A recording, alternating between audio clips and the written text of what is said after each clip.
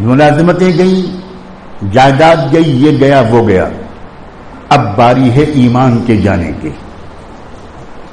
اب نشانہ جائیداد اور مال نہیں ہے، وہ بچے ہی نہیں ہے تو وہ کیا نشانہ بنائیں گے؟ اب نشانہ ہے ایمان، کہ اب ان سے ایمان چھیننا ہے۔ لڑکوں کے پیچھے لڑکیوں کو لگانا ہے، لڑکیوں کے پیچھے لڑکوں کو لگانا ہے۔ اشارے سمجھ رہے ہیں آپ؟ بھیج دیجیے اپنے بچوں کو اسکول اور کالج، ان کی کوئی تربیت نہ کیجیے، یہ لڑکا ایک نہ ایک دن مرتد ہوگا۔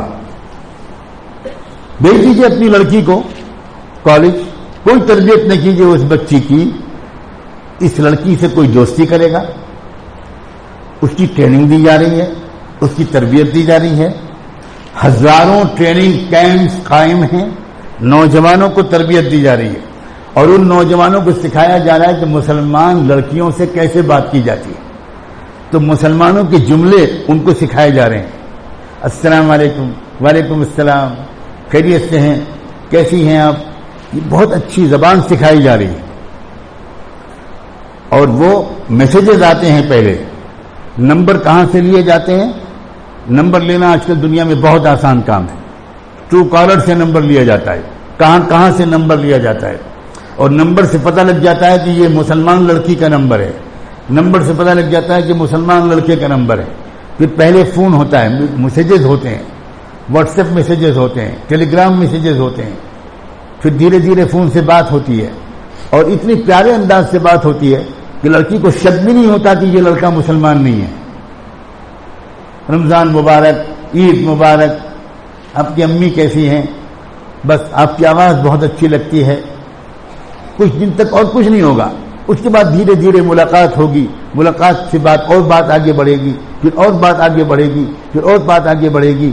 وہ تو بعد میں شادی کے بعد پتہ لگتا ہے کچھ مدت کے بعد کہ یہ تو غیر مسلم ہے۔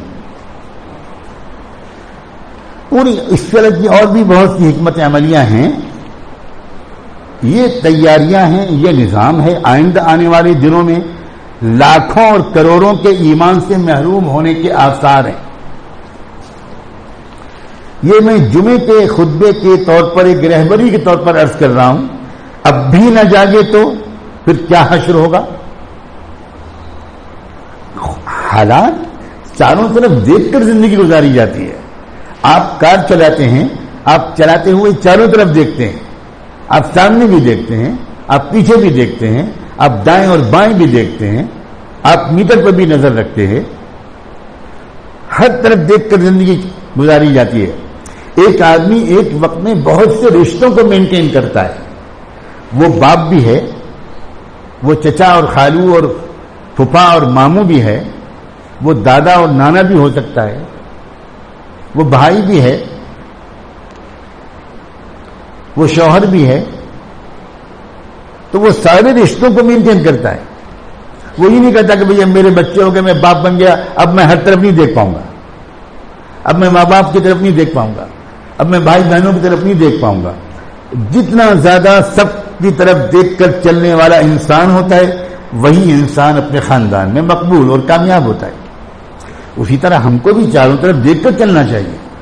ہم کس زمانے میں پہنچ گئے ہیں، ماحول کیا ہے، چیلنجز کیا ہیں، تیاریاں کیا ہیں، ارادے کیا ہیں، ہم کو کتنا زیادہ اپنے نوجوان بچوں کو لے کے مسجد میں آنا چاہیے، نوجوانوں کو خود کتنا شوق دوڑ کے مسجد میں آنا چاہیے، نوجوانوں کے ایمان کی فکر کتنی کرنی چاہیے، ہم کو کس اسکول میں بھیجنا چاہیے، کس کالج میں بھیجنا چاہیے، اور اسکول اور کالج جیسا بھی ہو وہاں بھیجتے ہوئے ان کے ایمان کی ہم کو باہر سے کیا فکر کرنی چاہیے، کتنی پیار محبت سے گھر کے اندر ایک دینی ماحول بنانا چاہیے، ڈانٹ ڈپٹ نہیں، پیار محبت شفقت بہترین تربیت۔ یہ ہے آج کا پیغام اور سبق۔